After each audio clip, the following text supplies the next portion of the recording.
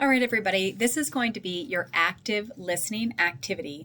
I'm going to read you a scenario, and then you're not going to have access to the actual text.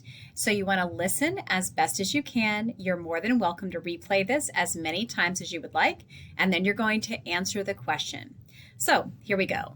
Blue Sky Pavilion is an amphitheater that seats 9,000 under a pavilion and 12,000 more in bleachers under the open sky.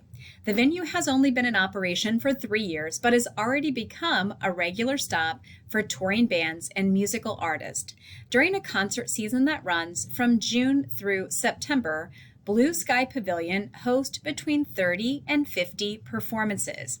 During a show a couple weeks ago, a patron was walking down one of the concrete aisles to return to her seat. The concert was well underway, with the headline act performing. The crowd was responding enthusiastically, standing, dancing, clapping, and singing at their seats. Some of the crowd had even spilled out into the aisles in an attempt to give themselves more room. It was at that time that the patron took a misstep in a crowded aisle and fell, severely breaking her ankle.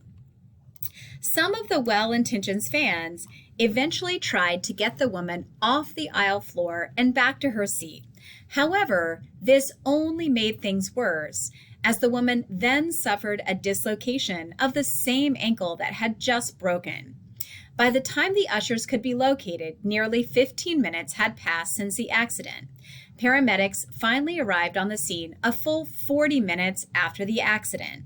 Yesterday, the president received a letter from the woman and her attorney stating how upset she was with her accident and the way that it was handled at Blue Sky Pavilion, and she will be speaking to her attorney.